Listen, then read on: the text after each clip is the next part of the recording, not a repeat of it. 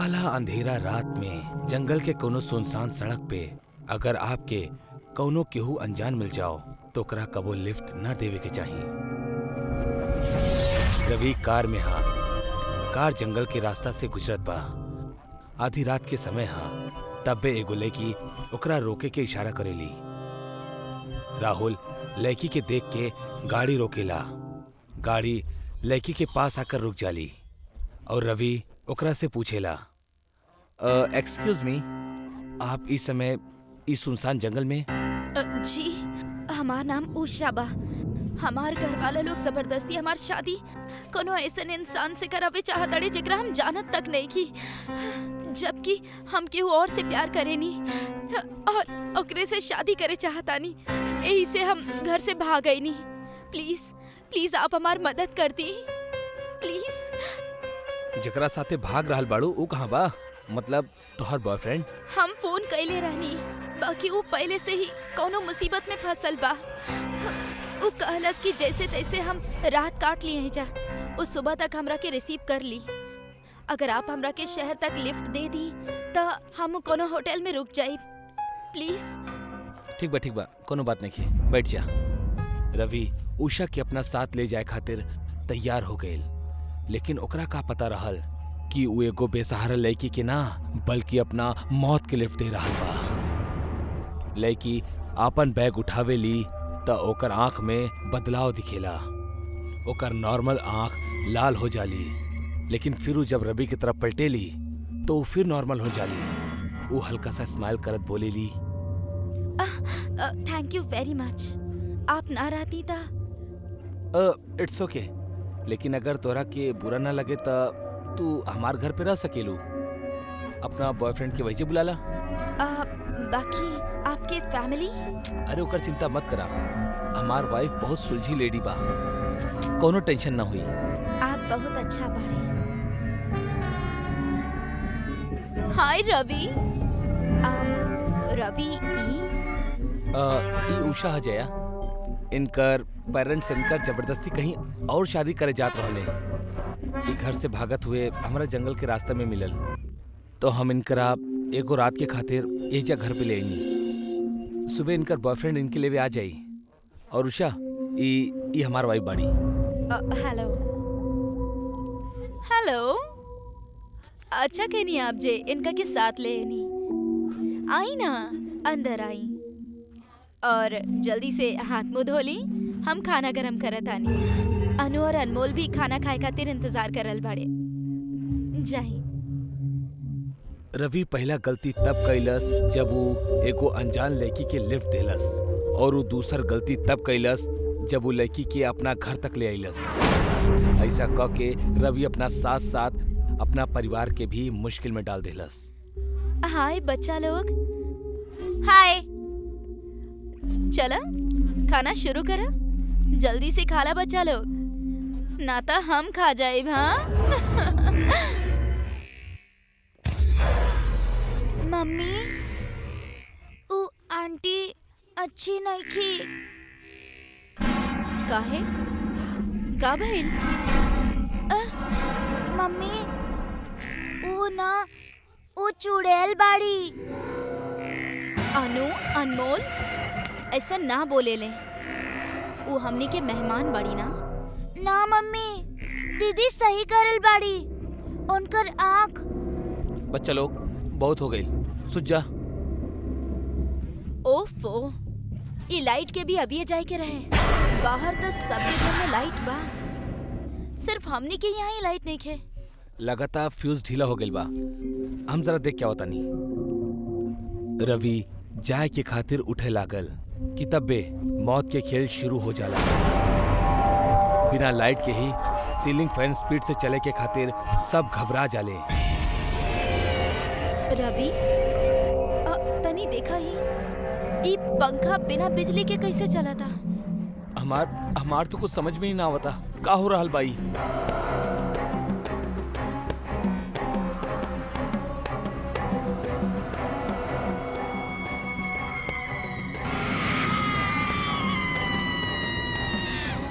बच्चा लोग सही कहले रहे। आंटी एगो चुड़ैल बाड़ी और अभी चुड़ैल आंटी तोहनी सबके खा जाई है।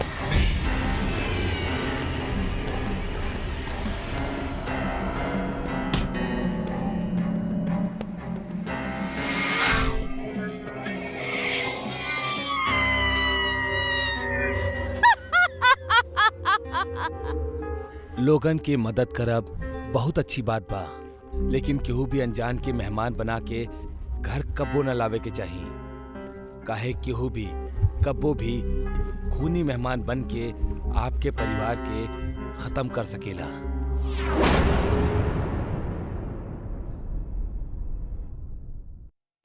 देखिए मिस्टर शर्मा, समझे की कोशिश करी। अगर आप ओवरड्राफ्ट के लिमिट ना बढ़ोनी तो ये कॉन्ट्रैक्ट हमने के हाथ से निकल जाई। I am sorry Sunil ji, हम पहले ही आपके लिमिट 5 लाख रुपया बढ़ा चुकल बानी, ऐसे ज्यादा ना बढ़ा सके नहीं। आप प्लीज हमारी भी मजबूरी समझी, हम प्रोटोकॉल के अगेंस्ट ना जा सके नहीं। कैसन प्रोटोकॉल मिस्टर शर्मा? हम जैसन मिडिल क्लास बिजनेसमैन के आप हजारों प्रोटोकॉल बतावे लग जाले, लेकिन देश के बड़ बड़ उद्योगपति के करोड़ों के लोन दे समय आपके प्रोटोकॉल का तेल लगावे चल जाला। हाँ, ये आप कैसन बात करे लगने सुनील जी, जुबान पे काबू रखी। चला यार यहाँ से, हमने कुछ और सोचा।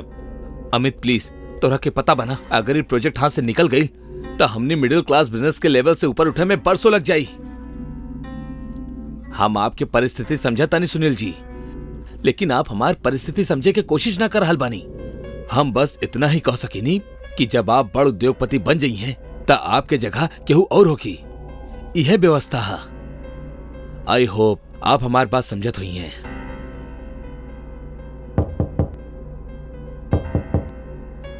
थैंक यू मैनेजर साहब, पैसा मिल गई। पैसा पूरा है ना सेठी जी? जी पूरा 25 लाख है। ठीक बस सेठ जी, बेटी के शादी में बुलाई मत भूलिए। अरे आप तक घर के बानी, आपके तक काम करवावे के होगी। पक्का पहले ही पहुंच जाये। अच्छा चला तानी।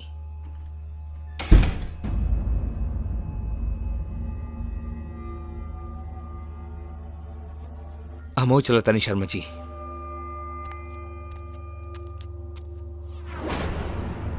आपका करल जाई।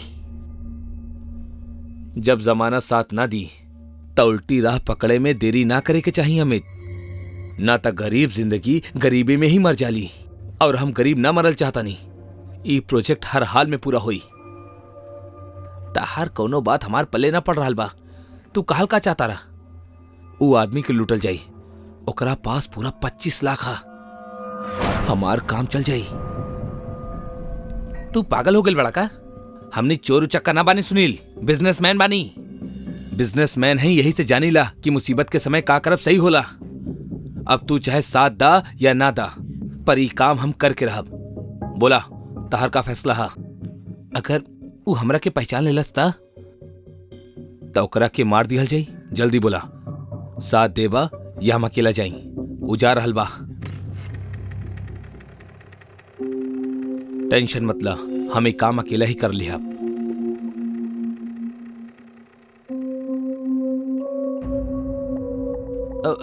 रुका, चला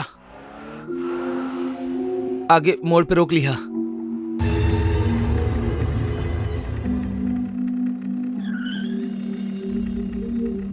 का भइल बेटा? कुछ ना अंकल, गाड़ी थोड़ा गर्म हो गई बा। अरे आप दोनों तो वहीं बैंक में रह लेना। ठीक बा, आगे वो गैरेज है, हम वहां से वो मैकेनिक के भिजवाता नहीं।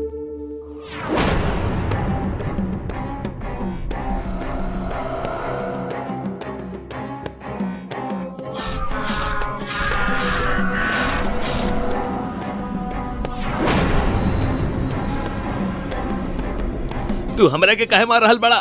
तहार हमरा से का दुश्मनी है? हम तो आज पहली बार तोरा के बैंक में देखले बानी। बस हमार कोनो दुश्मनी नहीं है। दुश्मन तो ही वक्त था, हमरा पैसा के जरूरत रहे जौन तोहरा पास बा, उहे के खातिर हम ई सब के ले बानी। ना ना, तू ही ना कर सकेला। ये पैसा हमार बिटिया के शादी के खातिर बा। हम तोहरा के पैसा ना ले जा दे।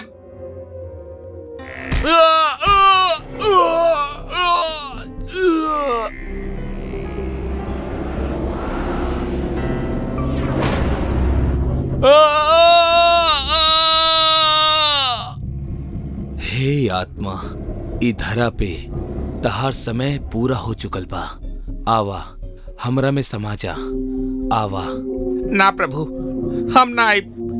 जब तक हम बिना कसूर के मिलल ई मौत के बदला ना ले लेहब, तब तक हम यहाँ से कहीं ना जाई। यह जीवन चक्र है आत्मा। जीव के धरा पे अइला के बहाने बहुत हा, त जाए के भी बहाना बहुत हा। उहे बहाना में से एक बहाना के हाथ तू हमार पास वापस आ रहल बड़ा। हमरा आय में कोनो दुविधा नहीं के प्रभु, लेकिन जौन लोग हमार बिटिया के शादी और ओकर भविष्य पे प्रश्न चिन्ह लगा देले बड़े, हमरा उ लोगन से बदला लेवे के बा, उनकरा लालच के फल चखावे के बा। अगर इस जीवन में हम कबू भी कोनो अच्छा काम कैले हो खब, तो ओकर फल हमरा के दे दा प्रभु। हमरा अपन मौत के बदला लेवे दा। ई धरा पे रहत रहत तू एगो ना कई कार्य अच्छा कैले बड़ा आत्मा। ओ कार्य के परिणाम स्वरूप हम तोहर ई इच्छा भी पूरा करतानी। अधर्म के धर्म से पराजित हो खब और बुराई के अच्छाई के हाथ मरा भी नियति हा। किंतु एहमे एगो समस्या हा आत्मा। कैसन समस्या प्रभु? तोहार शरीर तह कुचला जा चुकल बा और बिना शरीर के हम तोहरा बदला लेवे की इजाजत ना दे सकीला। प्रभु, जौना पत्थर से उ लोग हमार शरीर के नष्ट कैले बाड़े, हम चाहता नहीं हमरा उहे पत्थर में डाल के इंसाफ करे में हमार मदद करी। तोहार ई इच्छा पूर्ण होके आत्मा, तथास्तु।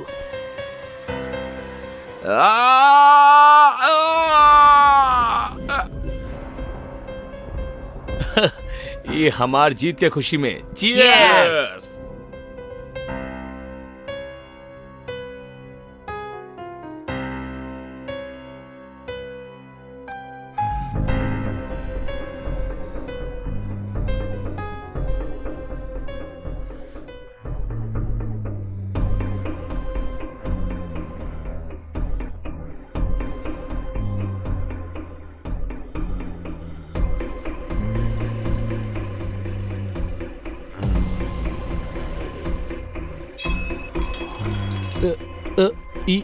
ई का रहल पता ना, पर लगता कुछ गिरल बा।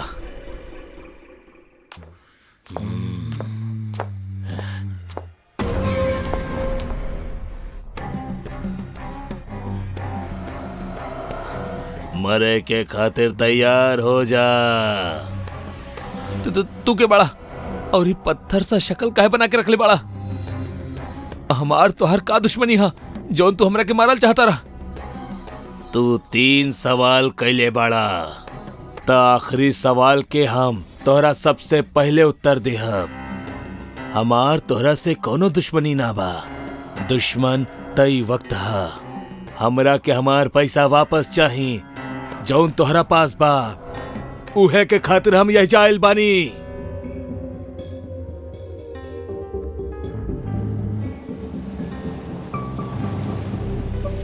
दूसर सवाल के जवाब हा, इस शक्ल तू दोनों ही हमरा के देले बाड़ा।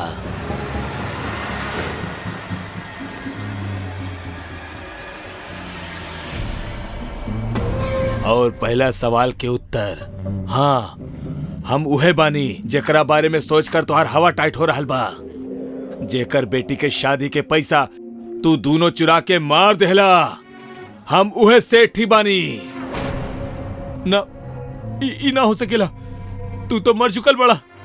हाँ हम मर चुकल बानी, लेकिन तू जैसन पैसा के अंधा अधर्मी लालची इंसान के सबक सिखावे के खातिर भगवान भी अपन नियम बदल लेवेले। ई बदले नियम की पूर्णता तू दोनों के मौत से ही पूरा होगी। ना, हमरा के मत मारा। हम तार पैसा तोरा के वापस दे दे। अब हमरा के मत मारा, हमरा के मत मारा। ई राल तार पैसा। पैसा से मौत के खरीदल ना जा सकेला बुरी आत्मा। और वो पैसा से तो बिल्कुल भी ना, जौन तहार बा ही ना।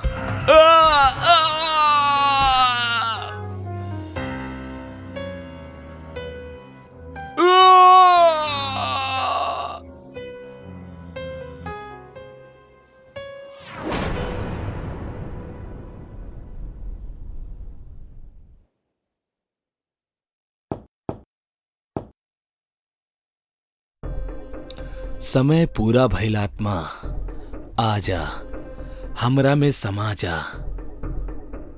धन्यवाद प्रभु, हमरा इहे रूप में लेके जा।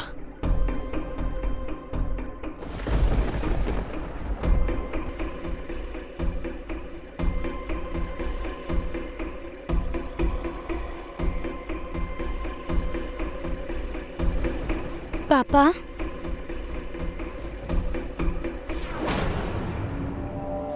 कलयुग के ऐसन ही विचित्र कहानी के समय पर देखे के खातिर इस चैनल के सब्सक्राइब करी और एकर बेल आइकन दबावब ना भूली।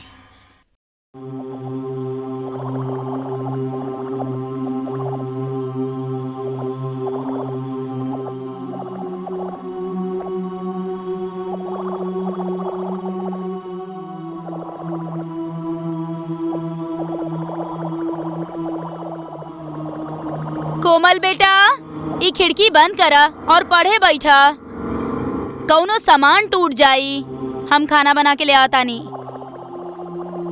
ना माँ, हमरा के अभी खेले के बा। यहाँ न तो बाहर खेल लेतानी। हम कहनी ना खेले के। चला पढ़े बैठा। ना, हमरा के खेले के बा तो खेले के बा।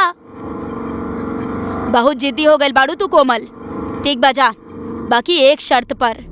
पहला कि तू घर से दूर ना जाइबू, और दोसर कि कौनो भी अनजान आदमी और गाड़ी गली में आई तो तू तुरंत घर के अंदर आ जाइबू।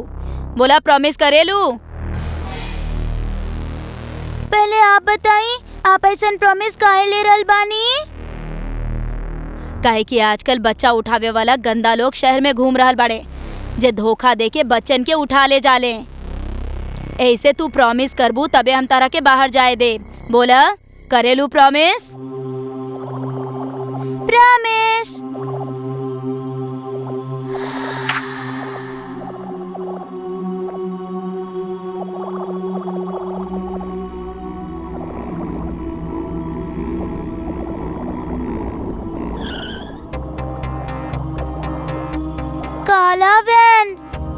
काला वैन तो हमनी के गली में केहू के भी नहीं खे।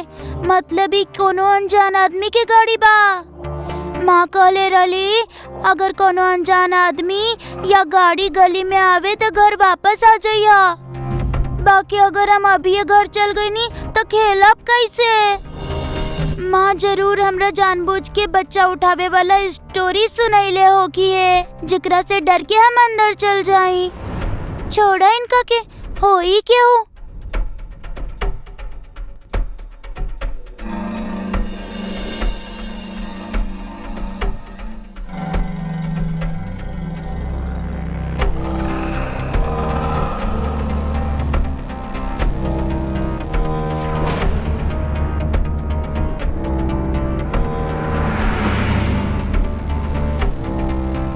का लगता तोहरा कितना मिल जाई लड़की के?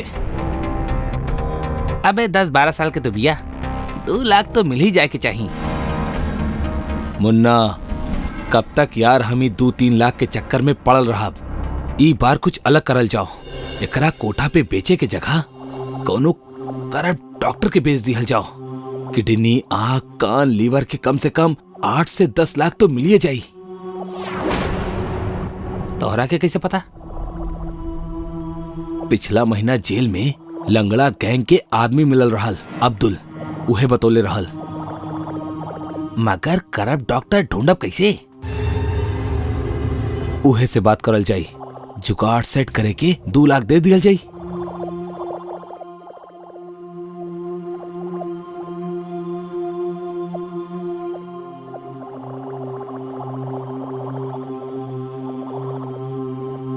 कोमल, आ गइल बाड़ू तो हाथ मुंह धोला। खाना तैयार बा। ई लड़की भी ना पढ़ाई लिखाई पर तनिक भी ध्यान नहीं खेकर, हरदम खेल खेल और खेल।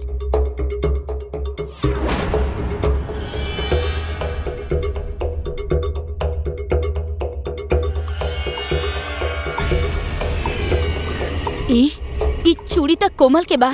कोमल!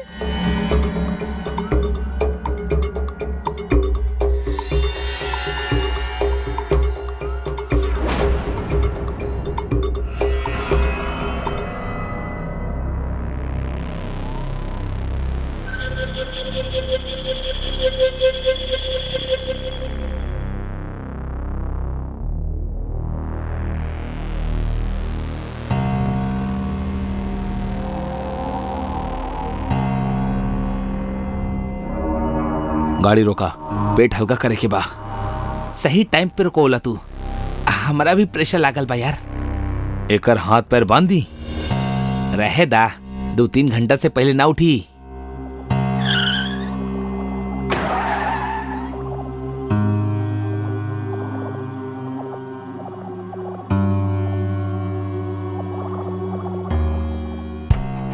अबे वो भाग रहल बाड़ी, पकड़ा ओकरा।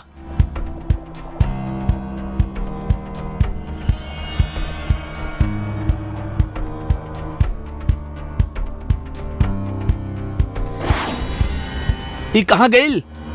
साले हम बोले रहनी कि लड़की के हाथ पैर बांधे खातिर। अबे तो बांध देवे के चाहत रहे, पुछला काहे? चिल्लैबू तो उनकरा के पता चल जाई। लागता उल्लू बना गेल छोकरी। जो नुकसान भइल ओकर का करल जाओ। ई नाता कोनो और बच्चा मिल ही जाई, अपन माँ बाप के अनसुना करके सुनसान जगह पर खेलत हुई, जेकरा के हम जैसन अजनबी किडनैपर्स के पास आवे में कोनो समस्या ना होखेला।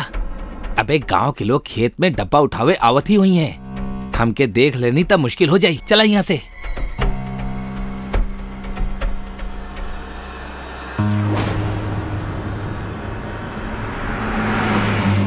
तू ठीक बाड़ू? हम ठीक बानी, बाकी तू के बड़ा? हमार नाम सोनू हा, तोहार कोमल है ना? तोरा कैसे पता? काहे कि तोहार और हमार बीच एगो अंतर हा। कैसन अंतर? इहे कि तू किडनैपर से जिंदा बच गेलू, लेकिन हम ना बच पैनी। मतलब? जे लोग हमरा के किडनैप कैले रहले, वो लोग हमरा के बेहोशी के दवा कुछ ज्यादा ही सुंघा देले रहले, जिससे हमार मौत हो गई। पागल बड़ा का? तू मरल बाड़ा तो हमरा सामने कैसे बड़ा? हमरा पता बा, मरल लोग कबो भी जिंदा लोगन से मिल ना पावेले। जिनकरा मुक्ति ना मिलेला, वो मरल लोग सामने आ जाले। अच्छा, तोरा कहाँ से किडनैप कैले रहल? एगो सुनसान सड़क से रात के वक्त रहल। माई हमरा के घर से दूर साइकिल चलावे से मना कैले रहली, मगर हम ना मन्नी। हम साइकिल चलावत चलावत दूर चल गई नी।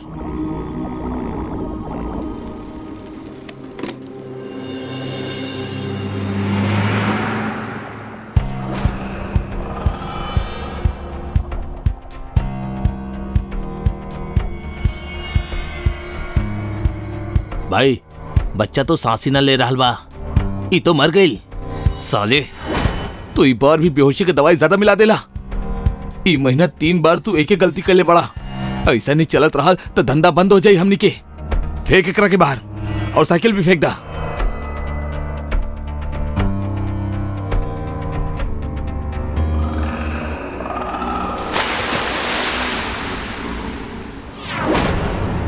यही जगह पे दबल बानी हम, और वहाँ हमार साइकिल हा। तू ओकरा के ले जा। तोहार माँ बहुत रोत अड़ी तोहरा खातिर। तारा कैसे पता? पतौले रहनी ना, मरल लोगन के जिंदा लोगन के कुछ बात अपने आप ही पता चल जाला। जा। मरे से पहले तोहार घर कहाँ रहे?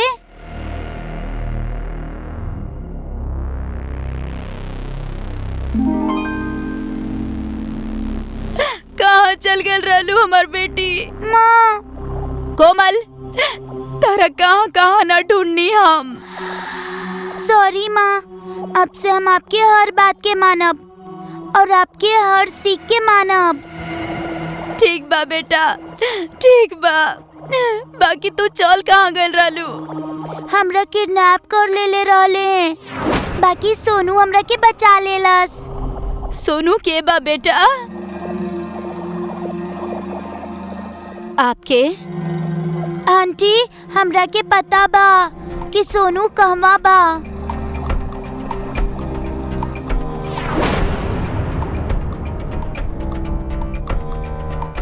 हिम्मत से काम ला सुनीता। सोनू, हम आपके अनसुना कैले रहनी माँ, और ये ओकरे सजा बा जे हम इतना प्यारी माँ से अलग हो गई नी। बाकी हम वादा करेनी, अगला जन्म में कबो माँ के बात के अनसुना ना करब। ना दिन में और ना ही रात में घर से दूर खेले जाइब, और ना ही अजनबियन से बात करब। हम उहे जाइब जहाँ हम पूरा तरह से सुरक्षित होकब। चला तानी माँ।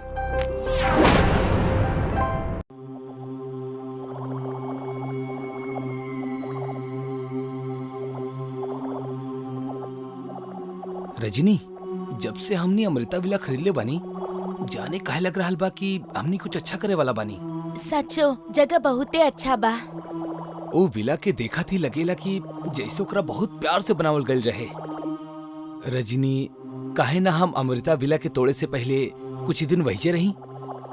ओकर न्यू लेआउट और फाउंडेशन के तैयारी सब वहीजे से करल जाई। का कहलू? ख्याल तो बुरा नहीं खे जनाब के। बतावा कब शिफ्ट करे के बा? अब वहीं चलल जाओ। कूल, तो ऑपरेशन पैकिंग शुरू कइल जाओ। वो लैपटॉप मत भूलिया।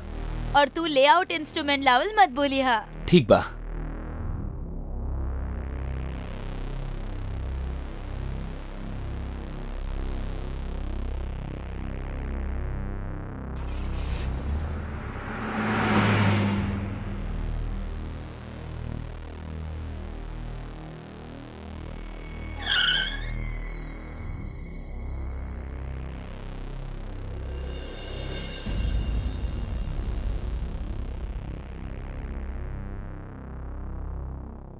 लागता हमनी के शिफ्टिंग से मौसम भी रोमांटिक हो गइल बा।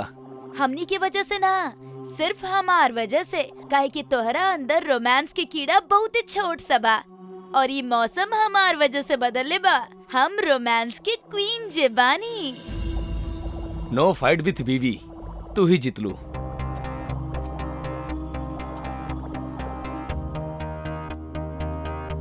Excuse me.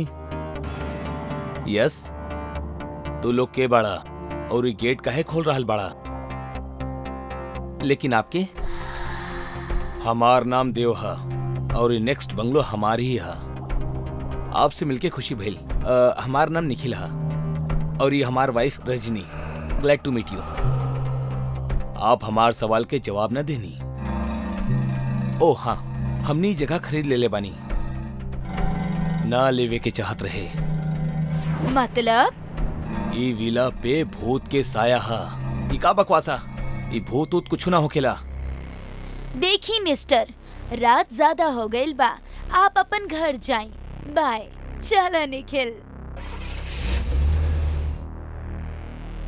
जेकर मौत आवेली वो इहे बंगलो में चल आवेला। मूड ही खराब कर देलस बदतमीज। आई थिंक ई बंगलो के आदमी लेवल चाहत होखी, लेकिन एकर डील ना हो पाइल। यही से ये आदमी हमनी के साथे साइकोलॉजिकल गेम खेल रहल बा कि हमनी के मन में जगह के लेके गलत बात बैठ जाओ और छोट से छोट मिस्टेक्स एकर साथे जोड़ दी और फाइनली एके बेच के यहाँ से निकल जाई। आई थिंक तू सही कहा तड़ा। एनीवेज, अब सुतल जा। कल बहुते ज्यादा काम बा। बहुत काम बा कल के।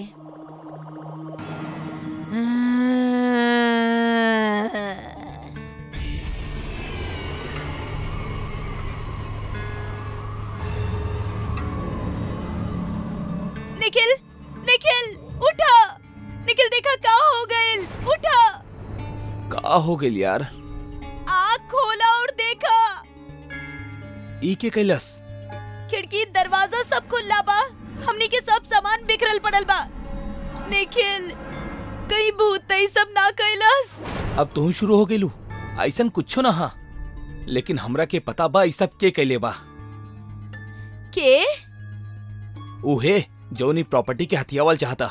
चला हमरा साथे। ना निखिल, अभी ना। इतना रात में? इतना रात में ही जाप सही हो की रजनी। अगर अब ही हम चुप बैठ गए नी तो कल भी यही करी और करत रही। चला।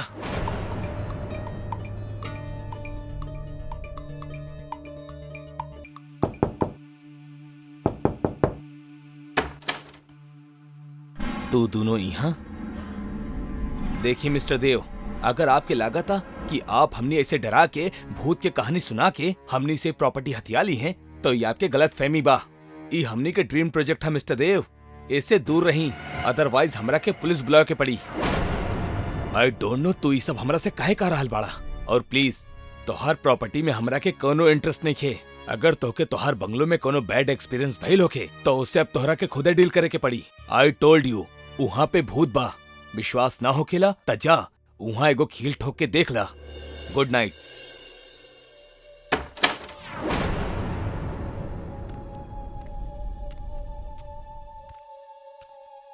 हमार तक कुछ समझे नहीं के आवत। लेकिन हमार समझ में आ रहल बा। का करे वाला बड़ा तू? सच्चाई जाने के बा हमरा।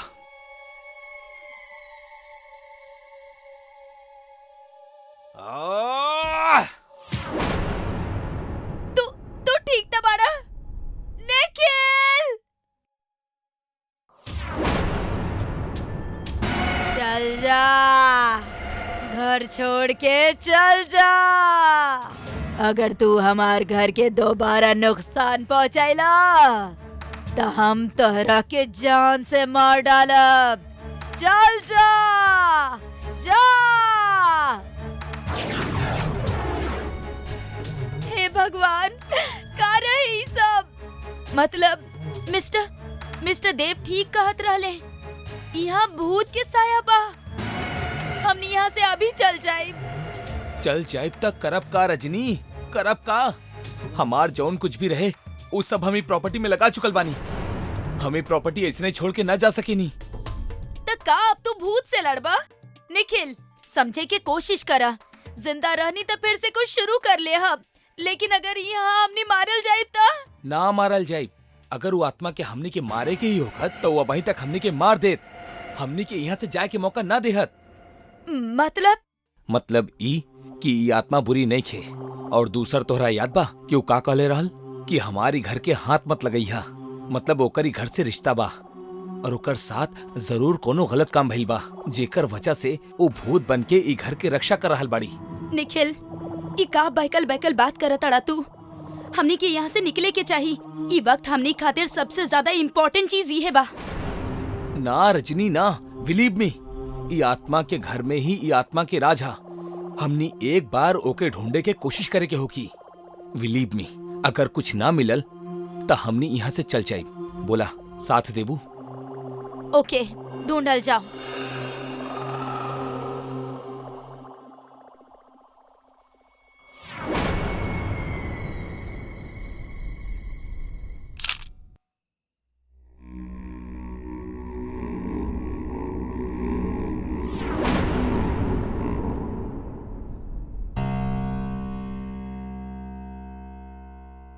आप का करी?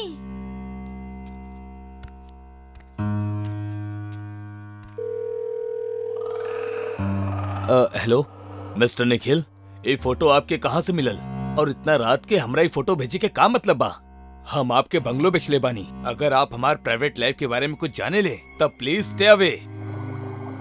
ना रमेश जी, हमनी ऐसा कुछ ना करल चाहता नहीं। बस ई जानल चाहता नहीं कि आपके साथे ई लेडी के हा। अमृता नाम है कर, पर तू काहे पूछा तारा? आपके ये अमृता इहे घर में हा? अमृता जिंदा बिया? हम वहीं आवता नहीं, ओकरा रोक के रखिया।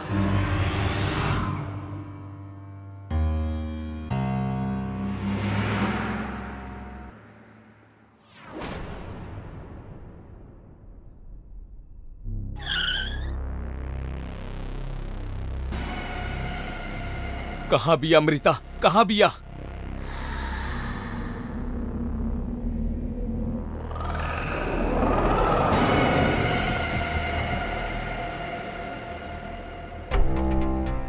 यहाँ बानी हम।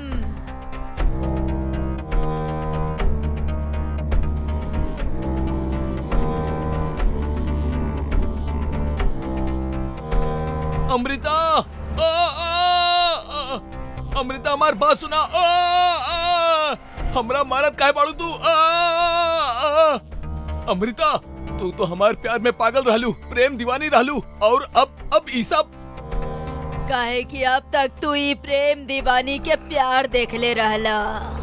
अब तू अपन धोखा के गुस्सा भी देखबा। धोखा? ना अमृता, हम तोहरा के कोनो धोखा न देले बानी। बाकी तू ही हमरा के छोड़ के चल गए रहलू कहीं। हम तो आज भी पागल के जैसे तोहार इंतजार करत रहनी। हम तो शादी ही न केले बानी अमृता। सच?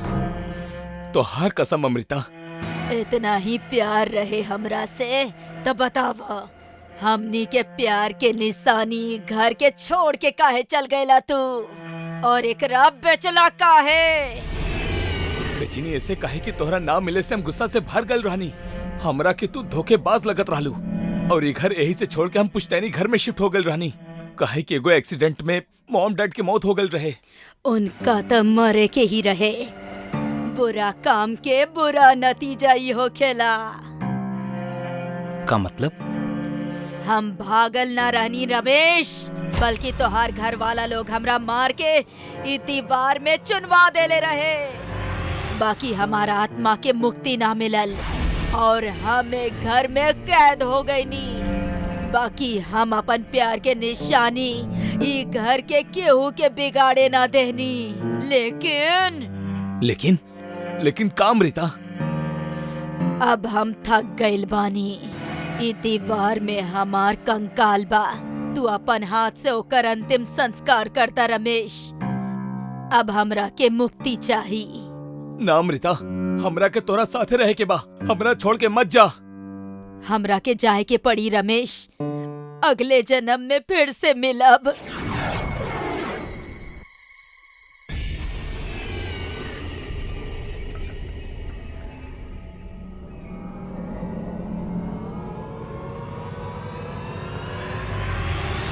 रमेश जी, आप चाहिए तो ये घर वापस ले सकेनी। हमने अपन प्रोजेक्ट कहीं और शुरू कर ले हब। थैंक्स, एक काम काल्हे कर लेवल जाओ।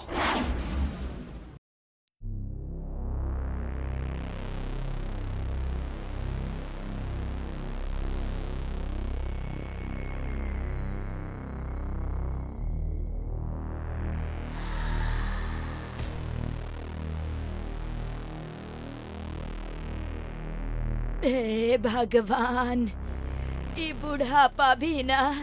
अरे माँ जी रुकी ना, हम उठा देता नहीं। अरे बेटा, काहे तकलीफ लेताड़ा, हम उठा ले हब। अरे माँ जी, इमे तकलीफ के का बात बा, 1 मिनट में हो जाई सब। इली माँ जी।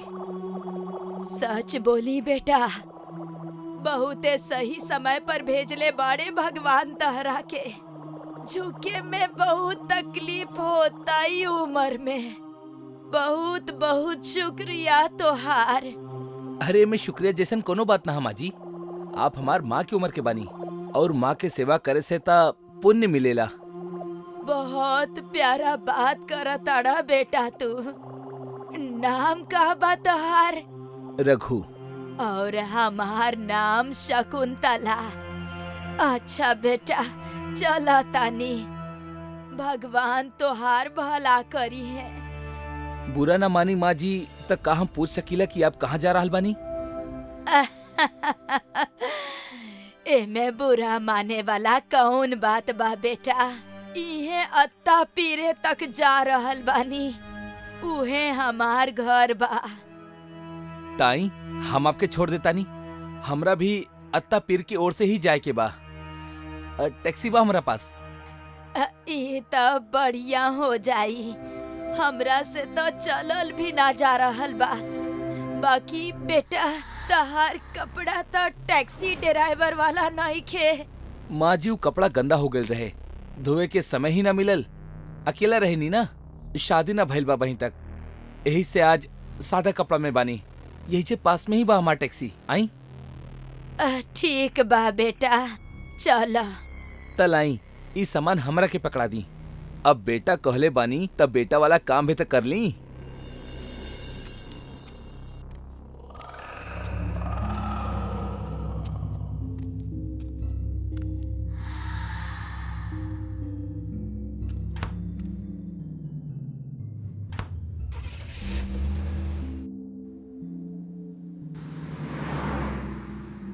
अत्ता पीर में कहाँ छोड़ दी माँ जी?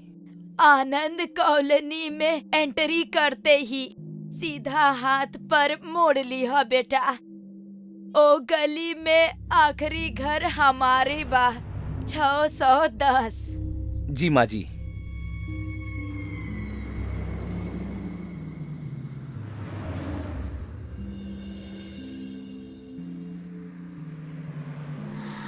बस बेटा ये रोक दा, इस सामने वाला घर हमार ही बा।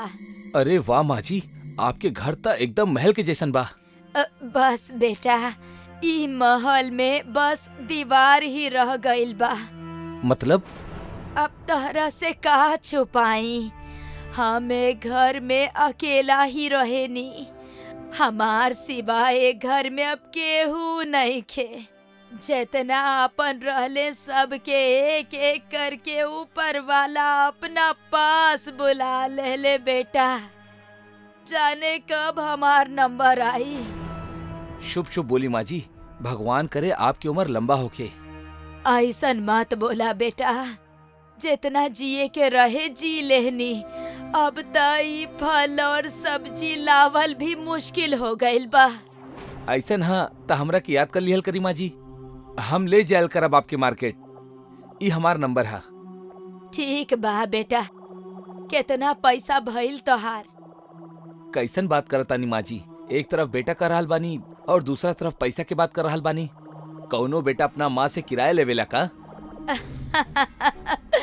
खुश रहा बेटा, खूब तरक्की करा।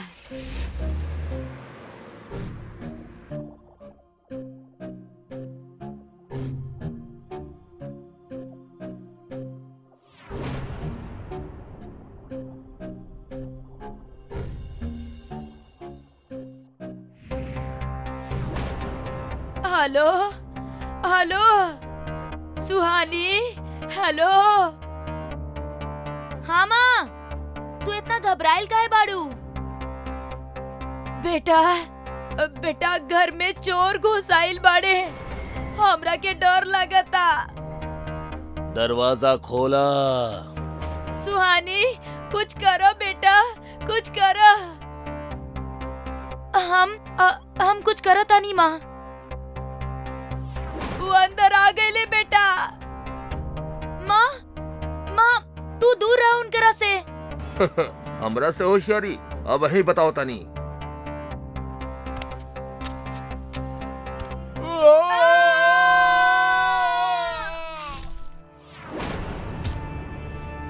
माँ, पापा, कहाँ भइल माँ? पापा मर गए दोनों।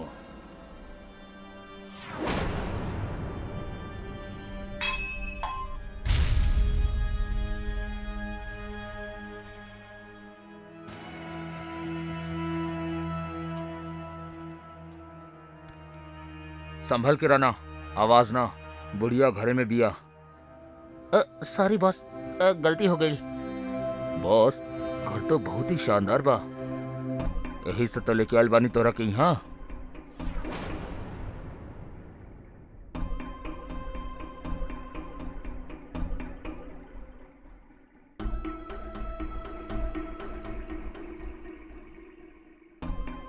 ध्यान से काम करा सब, अब कोनो आवाज ना होके के चाहिए। के बाड़ा तू लोग?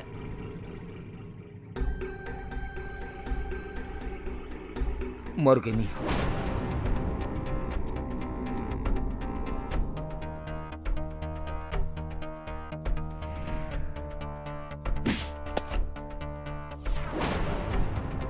पकड़ एकरा के, एकरा हाथ में भी सोना के कंगन बा, उतार ले एकरा के। देखा छोड़ दा हमरा के, ई गलत बा। जौन तोहरा खातिर गलत बा बुढ़िया, वो हमरा खातिर सही बा।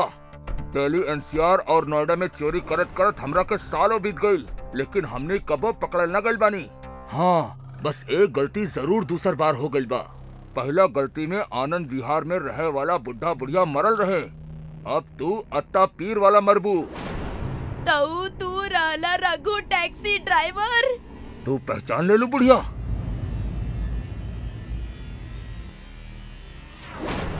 आज ही तो सुन ले रहनी तहार आवाज बेटा, कब से तुहार इंतजार करत रहनी। रोज सड़क पे हाथ में सोना के कंगन डाल के चारा डालत रहनी तहरा के। आज मिलले बाड़ा, अब ना छोड़ब। तू हमार माँ पापा के मार डाल ना, अब हम तोनी सबके मारब।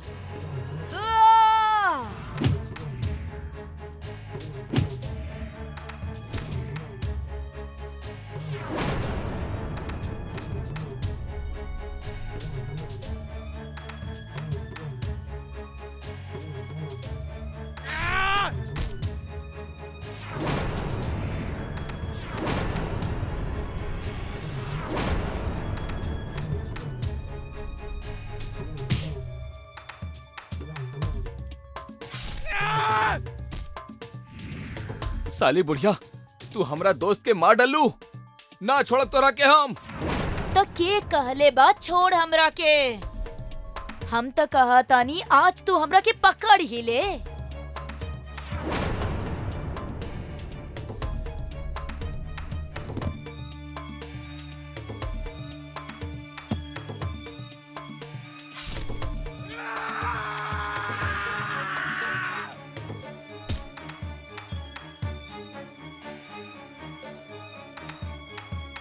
बस बस, बहुत भयल सांप और नेवला के खेल। तू हमरा यहाँ चारा डाल के लायल रहलू ना, तू हमरा चारा डाल के ना लायल बाड़ू, तो हर मौत तोरा के हिजा लेके आयल बा। अब तू ना बचबू। ओमे गोली नहीं खे रघु।